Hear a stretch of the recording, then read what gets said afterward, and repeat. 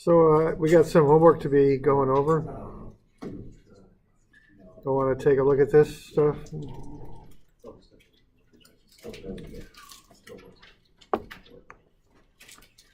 So it's momentum. This some of this angular stuff with momentum.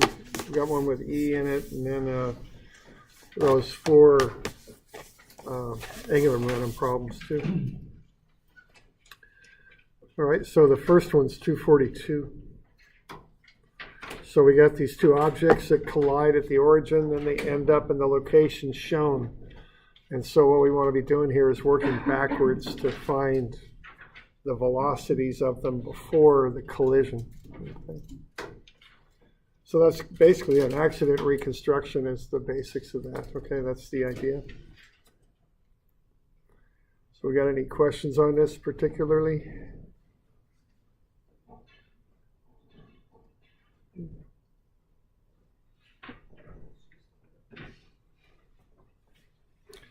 All right, now the first thing is in a collision problem, that's what this is. It's actually got two parts to it.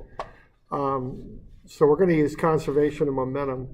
You define the objects as A and B, and so that allows you to take the impulse to zero, as I'm showing there below the typed remarks there. However, there is also friction going on in this, so that can cause an impulse. So if you want to use conservation of momentum, you have to keep the time short. Okay. So for that reason, the way I would approach this thing is I would use conservation of momentum right there. Okay. But only for just the exact collision, okay? Because you can't really extend it very far, because again, if you do, you have to start considering friction. So the idea there is friction's the force down here in the impulse, but if you keep the time short enough, you can pretty well zero it out. Now, if you were concerned about that, you'd have to know the time that the collision takes, and then you'd have to apply those frictional forces to it. You get, fair bit more complicated. But what we can do here is just analyze simply the impact collision there with momentum. And then with the time being short, you can zero out friction is the idea. The impulse caused by friction, I guess I should say. Okay. So that's basically how I approach this thing. So what I'm going to do, I'm going to use conservation of momentum to get to this part right here, this collision, okay? And then I'm going to use another method to get from just after the collision to A and B, their final positions where they come to rest. So it's two parts. Okay. So part one, where we're going from A and B, these final positions back to the velocities just after the collision. What's going on there is I've got a distance and I've got friction. So I would just use work energy. It's the quickest way, all right? And that we've done this a couple of times now. That relates to that angular momentum problem you were working on yesterday. The first and third parts of that are best done with work energy because they deal with distances. So we're assuming flat ground. So we've got kinetic energy, and then we've got a change in work. Everything else is zero out. There's no springs, of course. There's no potential energy because there's no elevation change. And they come to rest, so that second kinetic energy zeroes out. So you can just kind of go through a bit of an analysis there, find the weight, find the normal force, which equals the weight, and then multiply that by the coefficient of friction to get the frictional force. And then use the unknown initial velocity, so 1/2 mv squared. I'm looking at that object A there. And then subtract off the friction times the distance. And the thing comes to rest, so that equals 0. So you can back into the velocity of A just after the collision. Okay. And that's 8.86 meters per second. Now keep in mind that we're not bothering with any sort of trigonometric analysis here. We're just analyzing it on that line. So if you want to get kind of fancy, you could say you're using x prime and y prime, and just taking it along the x prime axis. You don't really even need to go to that level of, of that. I mean, you're just running it along that line is all you're doing. So there's no vector stuff that you got to do on that. Okay. All right. And then you can do the same thing with VB. Okay. Same type of analysis, and you'll get to VB, and that's 7.92 meters per second. Okay. So this is the first step, is doing some work energy and working it back to just after the collision. Okay.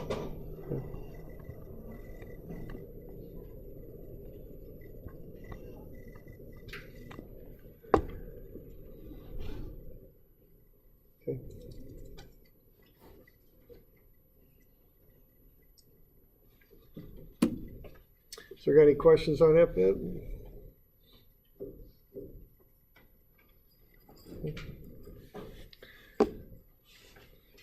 Yeah, question there. So when you're doing the conservation of momentum equation, once you finally get the VA2 and VB2, do you put those velocities, do you only use the x velocity? Yeah, when you do the momentum analysis, that's for the collision. And you got both objects coming in the x and y directions, and they bounce off at angles there. So yeah, that has to be done vector style. Okay. So the next bit there, I would do an x equation and a y equation. And it has to be done that way. You can't get around that. So momentum's a vector. It has to be treated that way. So you've got multiple objects you're analyzing moving in different directions. So you can't get away with just a simple linear equation. You've got to do x and y. Okay. So in that next step there, I take the mass of A, so I'm going in the x direction, so 4 kilograms times 0 plus 3 kilograms times the unknown VB1 is then 4 kilograms times 8.86 meters per second. Then I'd use the cosine of 30. That gets me the x component, okay? So this is 8.86 there. And then I'm using the cosine of 30. That's a 30-degree angle up there. So what that'll get me then is the x component of that, okay? Which is what I want. So I'm just setting up a right triangle and just doing the vector stuff. So, there's my right triangle, and I'm finding the adjacent side to the angle, the 30-degree angle.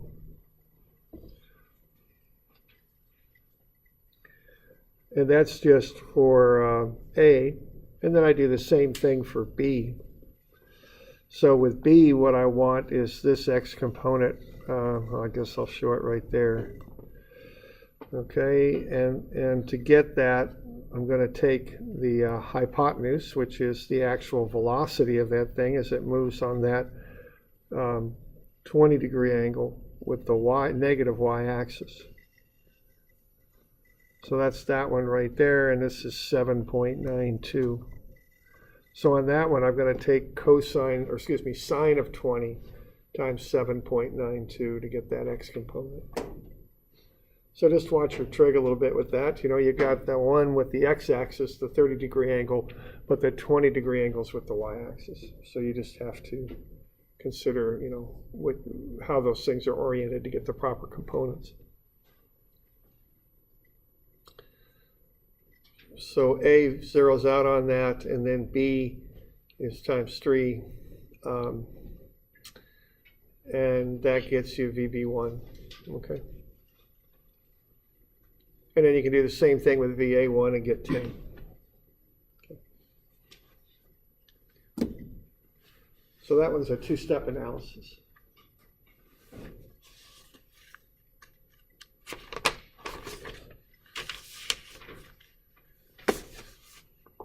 You got any questions with that?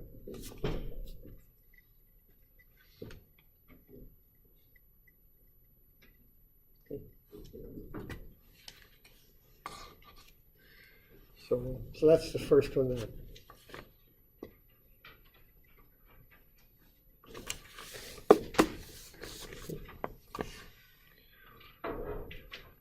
Right. The next one is that handout, which was kind of a pool ball problem, bouncing a pool ball off a rail. And we're looking at E. I think E was 0.54 on that.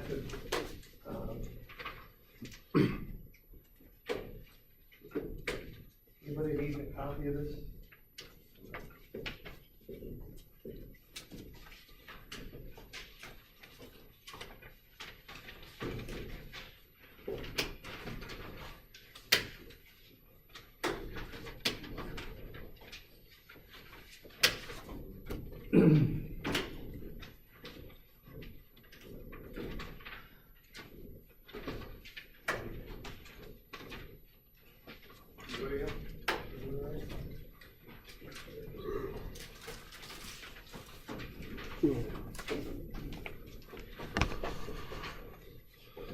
All right, now this one's directional also, so that's how you have to handle this thing. What you've got with this one is you've got this pool table, and we're given that E is 0.54, and then we're going to take a ball and shoot it against the rail, 1.8 meters per second at 25 degrees. And what we want to do is figure out how the thing will rebound, okay?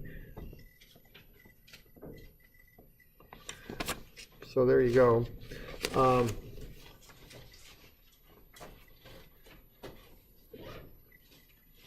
right, now there's a couple things with this one. The first thing is you're given that friction and resistance are 0. So if mu is 0, and this is called the rail over here, is what you call this. Okay. So if we have that, see what's going to happen. And by mu being 0, I also mean there just isn't, there's no resistance in the y direction is the idea there. Okay.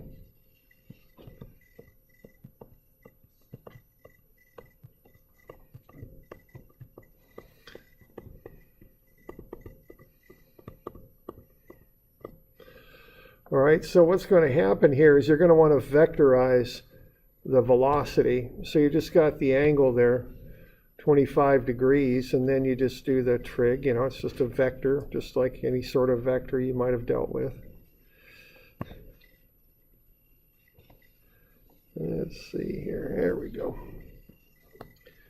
All right, so you get the two components of velocity, and they'll come out to be 1.63 and 0.761.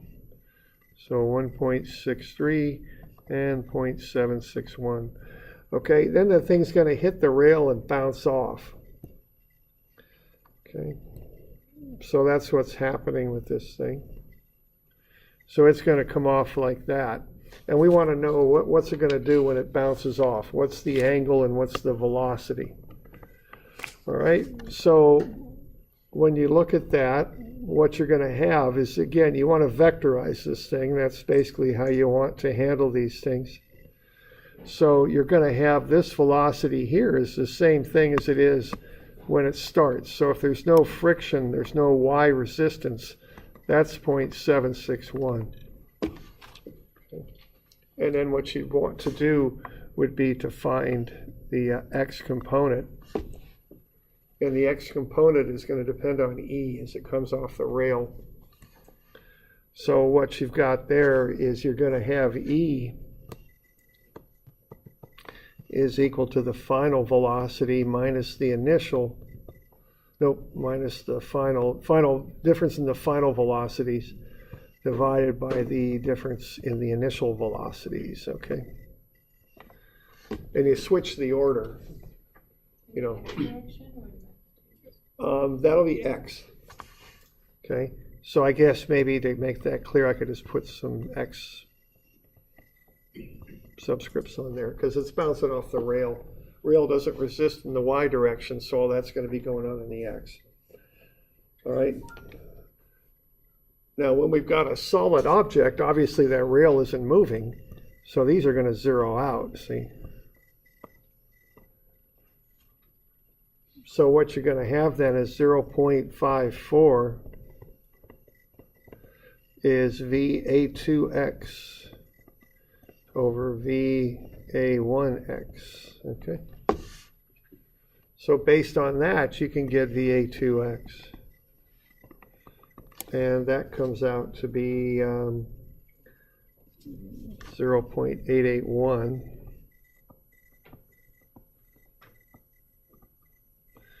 And that'll be to the right. And I dropped a negative in there, didn't I? There we go.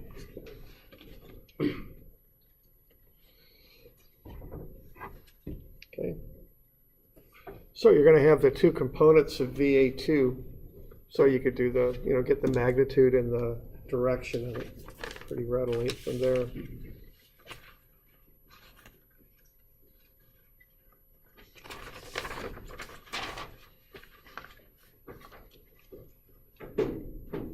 So if the coefficient of recitation E is 1, would the angle be identical to the angle of... Yeah, if E is 1, it would be, everything would be identical except for the direction. Instead of going left, it'd be going right, obviously, but yeah, it'd be the same. So theta would be also 45. Yeah, right, because the components would be the same. So if E were 1, the components would be the same, with the exception of x turning in the opposite direction, so the angle and magnitude would be the same, right? Okay. All right. So you could use E, for two objects, but you can also use it for an object bouncing off a surface. The surface would have a velocity of 0 on both sides, or of that divider line there. Okay.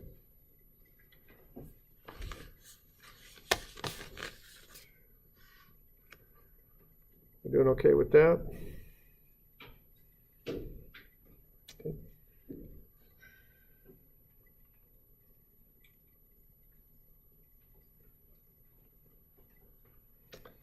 Right. Okay, now the next ones are angular momentum problems. So now these most of them anyway, relate pretty well to that handout problem we're working on. So you might want to be aware of that.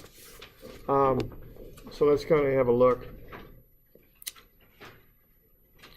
Okay, this first one, we've got this 3-kilogram disc. It's going to strike an armature. The armature has negligible mass.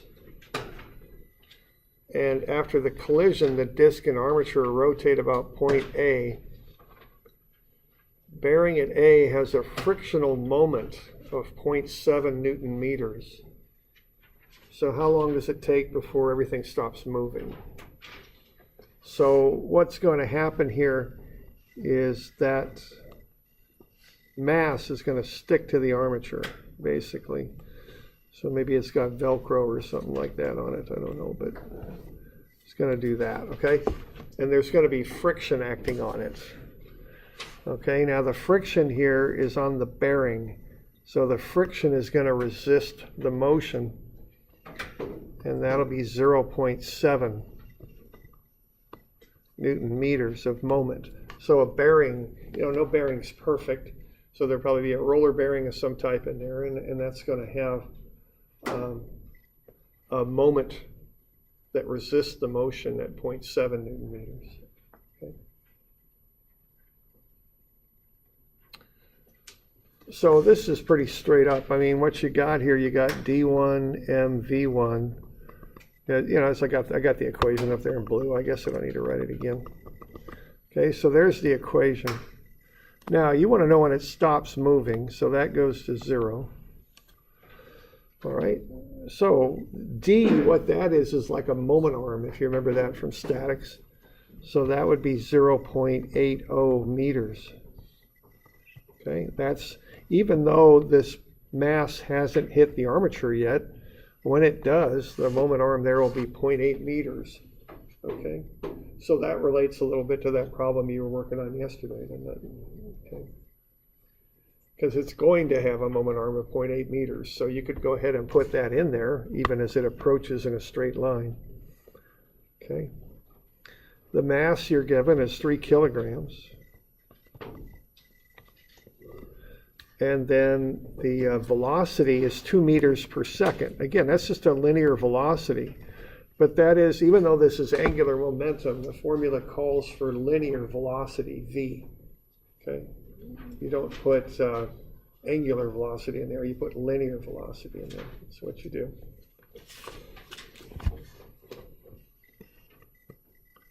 Okay, then as it starts to move, you can put in 0.7 Newton meters. Now that's going to oppose the motion, so that'll get a negative. And then you don't know how long that's going to happen. That's a time. And that'll be 0. So easy enough to solve for the time. 6.86 meters per second. Okay.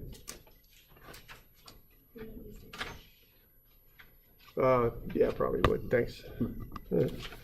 So that's seconds.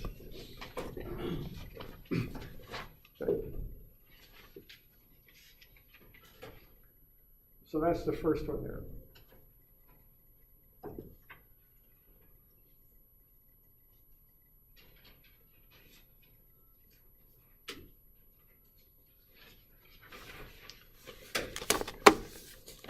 So the takeaway from that, as far as what you were working on yesterday, is you can use that 0.8 meters as a moment arm. That's what d is in the equation. It's like a moment arm. That's how I think about it. It's a distance from a point of rotation measured perpendicular to the velocity, is what it is. The other thing to remember about that equation is the lowercase m in the dmv terms is a mass, whereas the uppercase m in the integral is a moment. So keep those straight. They're different. Okay.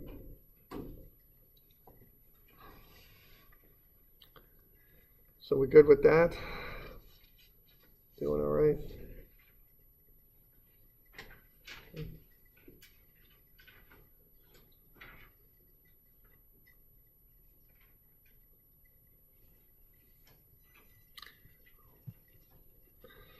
All right, this next one, we got a ball shooting mechanism in a pinball machine. I don't know if they still have those or not, but people used to play those. Back before everything was on your phone, they had those things. I don't know how long ago that was, probably a pretty long time though. We got a motor providing the torque. So what I'm trying to do with all these little problems is just come up with different ways you can have angular momentum, different sources of the m and the mdt integral, and just stuff like that, just to get you familiar with things, okay? We've got the angular velocity. Now notice that's an angular velocity of the object coming in. And then we're going to apply that torque. We got that motor. And we want to know what's the angular velocity of the mechanism and the speed of the ball after 0.58 seconds. Okay.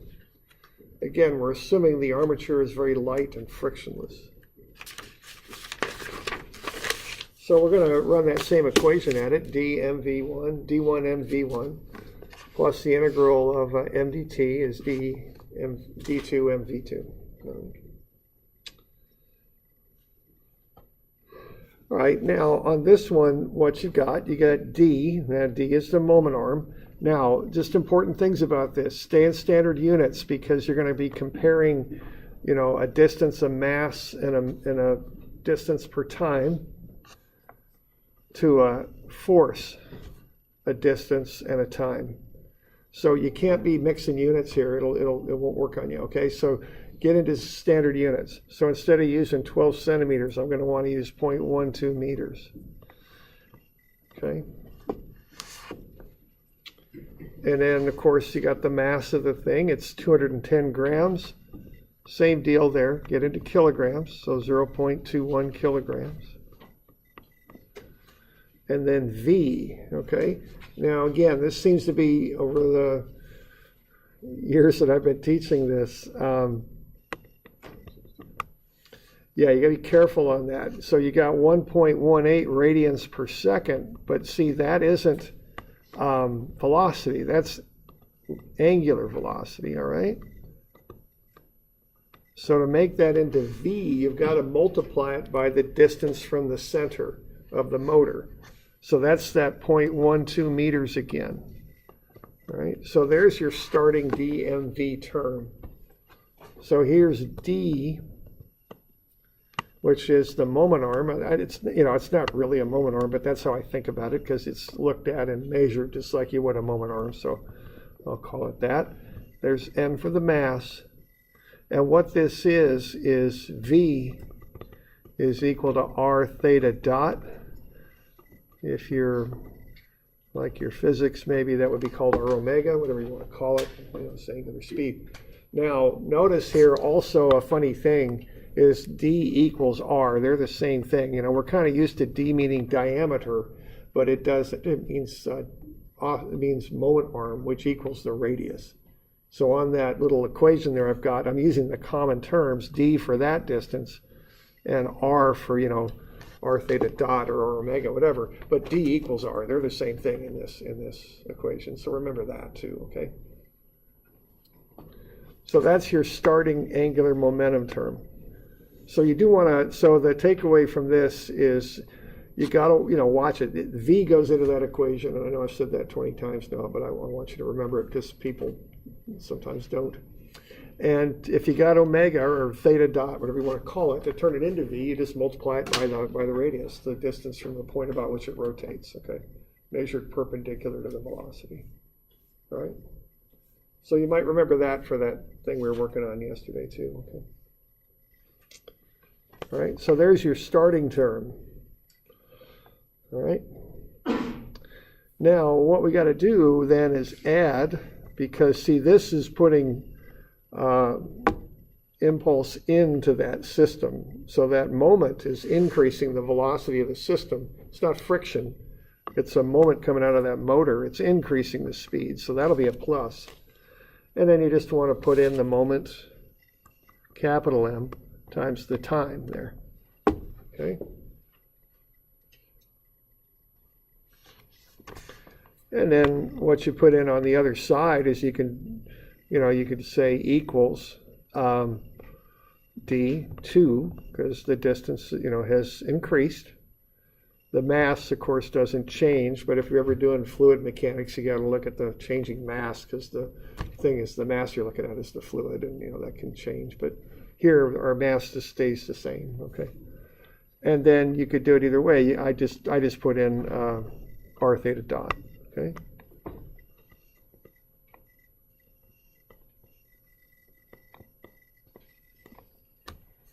Okay, and then remember that V equals r theta dot.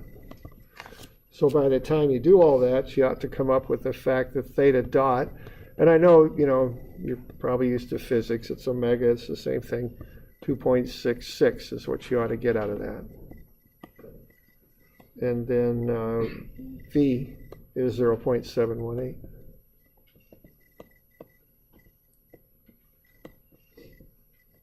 Okay.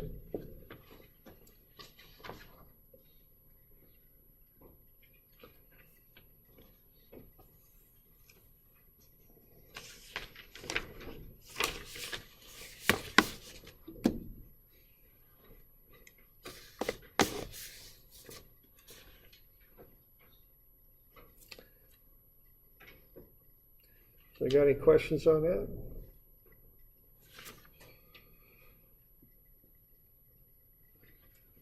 So the takeaway from that one is that if you got to use V in that angular momentum equation. V is r theta dot or r omega, whatever you want to call it. And in that equation, that r I'm using is the same thing as the d in the equation. They're actually the same number. Okay. So just be careful. Put V in that equation. Just remember to do that. Any questions on that? All right.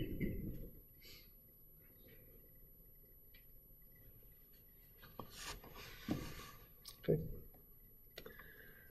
So that's that one.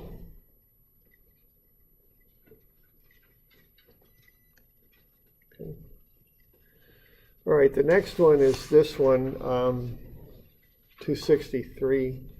Yeah, it's still hand-drawn, so that's what that looks like. We got the bracket, very light, is spinning at 40 RPM.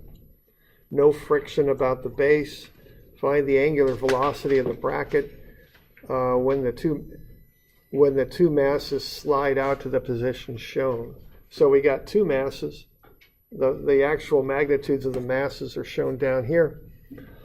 And you've got the initial angular velocity, that's 40 RPM. And we want to know what's the angular velocity after that thing spins for a little bit and those masses slide outward. Okay, so that's what we want to know on this one. Okay. Questions on that? Okay. All right, now this one kind of clues us in on how to handle multiple masses, okay? And it's not, so that might be helpful for what you did yesterday too, eh? It's not rocket science doing multiple masses. You just put in two terms with the information for each one separately, and the units will all come out. You know, so if you want to find a total angular momentum for two masses, you just create two terms for one for each of the masses. You know, that's how you do it. So what you're going to have for that initial condition is dmv1, and that's a summation. So you're going to have 0.15. That's the distance. The mass is 0.9 kilograms. That's given. The distance out, which we're calling r, which is the same thing as d, is also 0.115 meters. Now, we've got to be a little careful with that because you can't use RPM. I guess I didn't show that conversion there, but what you got is 40 RPM. You need to know what R means. It means revolution. P means per, which in math speak means divide, right? And then M means minute. So that's revolutions per minute. Now, what we want to do, see, to use these dynamics equations, we got to get into radians per second. So one revolution is one turn, and that's equivalent to 2 pi r radians. And then, of course, a minute is 60 seconds.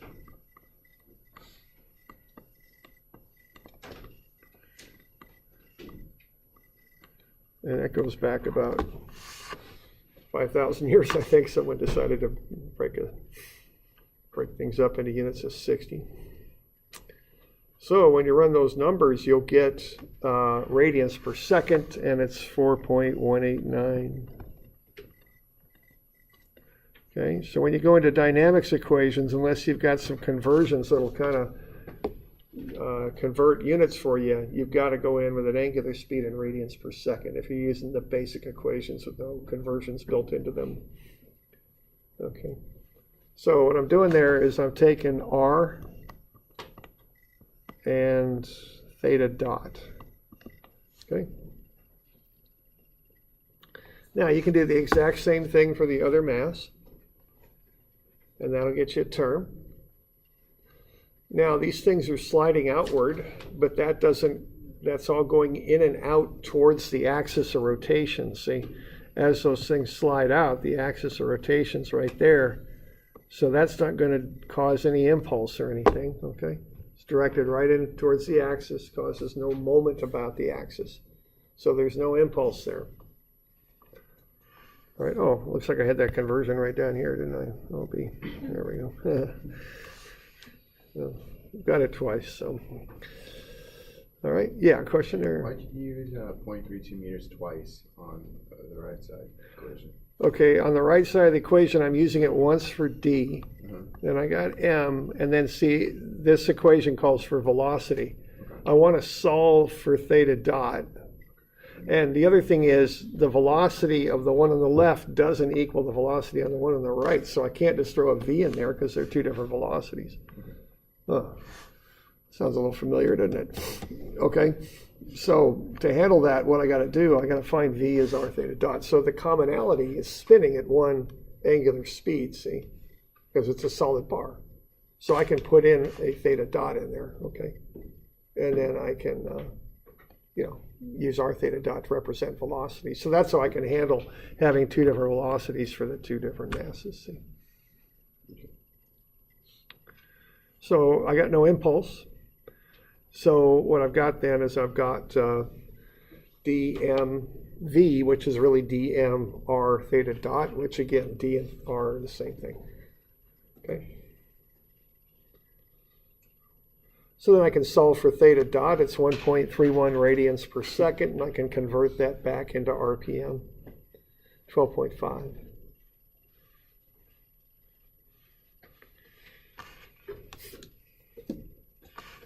Yeah, question? I think an extra R got in the upper equation for the conversion to rads per second. It's 2 pi R.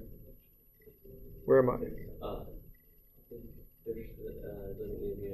Oh, right. I don't need an R in there, right? So it's that R. Thanks. Yeah, let's get that out of there. This one, right? Yeah, thanks. Okay, yeah. There we go. All right. So yeah, remember to get into RPM. Which makes me think of this 1200 cc Honda Civic that I had for a very short period of time. The thing idled. I swear, it felt like it idled at about 7,000 or 8,000 RPM. This felt like the thing was going to explode every time I turned it on. It had pistons about as big around as quarters, you know. I don't know. There's something about that car didn't quite feel right. And it blew a head gasket on that thing, unfortunately. Then I was fixing it, and I was torquing down the head bolts, and I had my torque wrench, and I go, okay, you're supposed to torque them evenly, right, as you work your way around, so you don't warp the head. And then, what is 20 foot-pounds, 20 foot-pounds, 20 foot-pounds. Uh-oh, this isn't going well. So yeah, they're made them out of aluminum to keep the blocks nice and light. And I think I stripped out the block, you know. That was bad. That was in the winter up in Alaska, so that wasn't much fun, that project. Had a guy, a mobile mechanic, come up. He put a stud in there about that big around. So anyway, I got it fixed, and then I sold it quick and got something else. Yeah, I think so. It's good to get rid of that one. Something about that just wasn't right. So there we go.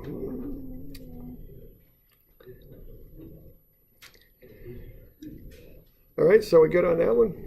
And again, you might take some lessons from that to your that thing we were working on yesterday. Okay. All right.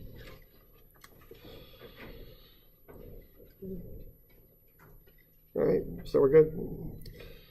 All right. The last one here. We're going to smash our way through this wall. We've got a wrecking ball.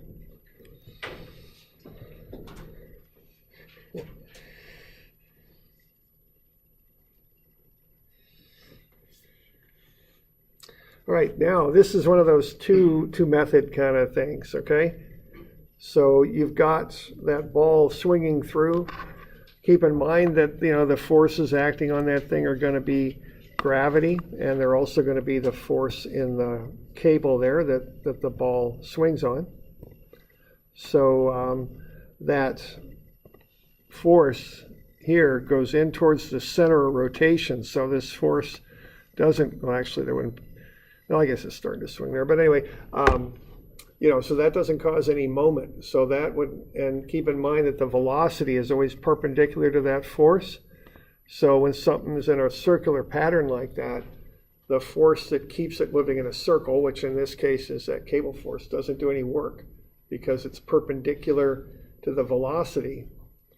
And so cosine of that angle, which is part of the work formula, is cosine of 90. That zeroes out. So the forces like that don't do work. And it wouldn't increase the angular momentum either, okay? So keep that in mind. That's a good thing to remember, especially you mechanical types, because you'll do another dynamics class next year. Okay? So we go through that. The ball breaks through the wall in 0.12 seconds. Find the average force exerted by the ball on the wall and the thickness of the wall. Okay, so what we want to do on this thing is realize that different methods help us, to do different parts of this. I think you're going to want to do some momentum on this, but I would start with work energy, okay? Because what you've got there is a change in height, and what you want to solve for are velocities. So that lends itself quite well to work energy, okay? So what you want to do is find the velocities of the ball just before and just after it crashes through the wall, okay? That's how you want to do that. And really the most efficient way to get to that, to get to the velocity at A prime down there, is to use work energy, because you're dealing with a change in height. And the other thing that's going on there is you've got constantly changing accelerations and velocities and forces in that rope. You really don't want to have to mess with that with F equals ma or momentum or something like that, because it's just going to get very, very complex. Okay, so the nice, clean, easy way to do that is just turn it into a work energy problem. And that all hinges on the fact that that force in the cable doesn't do any work. Okay, so that's what that's kind of about there. All right, so what you can do if you do work energy is you just equate the initial potential energy with the velocity of 0. And that's all you got on the left side of the equation. No springs, no velocity at that point, no work done. And that's going to all get transferred into kinetic energy at the bottom of the swing. And that's really all there is to it, okay? So if you do that, you'll get VA prime as 9.08 meters per second. So just before it hits the wall, it's going at 9.08 meters per second. And that does seem to be something that comes up with these momentum problems, is often you use other methods with them. Quite often work energy seems to combine with these things to help you do stuff with it, okay? Now you can do the same process backwards to get from B prime to B, okay? It's the same sort of thing. The ball's swinging up to B on the other side, okay? So you can get VB prime, same analysis, and you can get 5.6 meters per second. So based on work energy analysis, you can find the velocity of the ball right before and right after it goes through the wall. So that's going to help you work through, what's going on as it goes through the wall. So that's 9.08, and this is 5.60, okay? So that's what's going on there. So we good with that? We got any questions on that bit? Okay.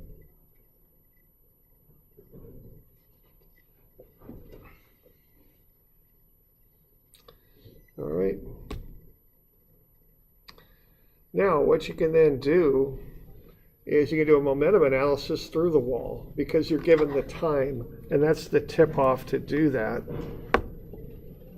Okay. And I think of it as angular momentum because you're swinging on that cable on the rope.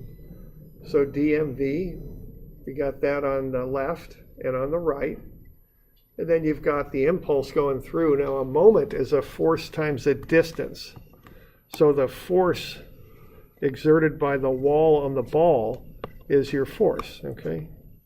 And you can multiply that by a distance. But that's a moment right there, okay? The unknown force times the moment harm there, the 5.3 length of the cable. And then you've got that time, which you're given at 0.12 seconds. So you can work your way through and get the force.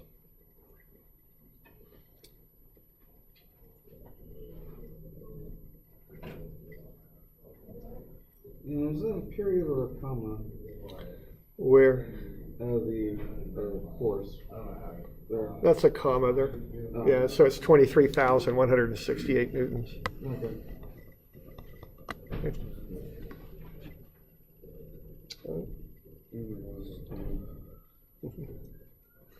So we good with that?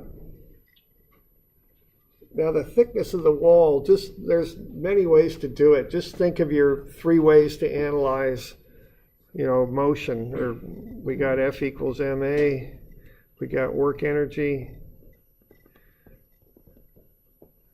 and then we've got momentum, impulse. So I think you can use any of the three ways to do it. But it's you kind of have to back into the thickness of the wall. Think of the thickness of the wall as being a distance, and that'll help you do that. Okay?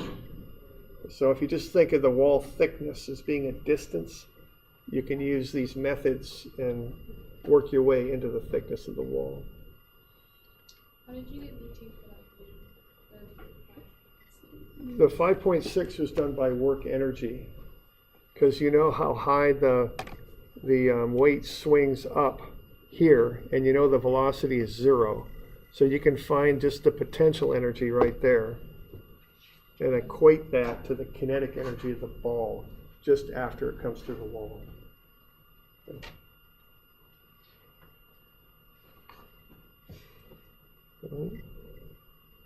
Yeah, question? So is that F's average force exerted by the ball? Yeah, it's the average. So what I did was take the velocity 9.8 and 9.08 minus 5.6, subtracted them and divided by 0.12 seconds. That might be a way. I mean, there's different ways to do it. I don't think I'll kind of say yes or no, but check your answer. Hopefully someone else used a different method. See what answer they get and see if it equates to yours. Let's not go. I don't want to say yes or no. Right. I just want to be thinking. I got a similar number, but not. Oh, I'm sorry, for this one, for the force? Right. Oh, I'm sorry, I thought you were talking about the whole thing. I'm not sure. Okay, yeah, you can do this in different ways. Yeah, you did F equals ma kind of thing? Yeah, well, I just found the acceleration by subtracting the velocities Okay. and then dividing by the time. Yeah, there you go. Did you get that right on the button? I got 22,200 back. Yeah, good. That's good. That's good for rounding. So yeah, you can do it that way too. Yeah. Now you could have used linear momentum on this too, because that moment arm's in every term. So because for that short swing, it's essentially linear. I mean, there's lots of ways to do it too. But yeah, that would work. You could assume constant acceleration. That'd be fine. Okay. All right. Why don't we just relate? So we good with that? Yeah. We good? Okay. Now this other one here is not due till Friday, but y'all kind of getting to, I was trying to give you a few hints on that.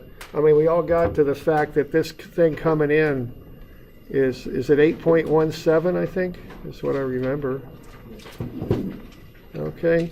So you can take some of the things we just went through and relate that to how that would affect that armature after it's struck, okay? So you can look at the angular momentum of that projectile AB as it comes in, and then you could look at the net effects of transferring that momentum to that armature, keeping in mind that as C spins with AB embedded in it, D spins also. So look for one common variable in there, and remember, you can sum things up there too. Looks like we're almost out of time, but yeah. So was the thickness of the wall 0.88? I don't remember. Okay. Just check. I got the same out of my voice. Well, 22,133. Okay. But it's basically the same thing. Yeah, check. I just check with people and see.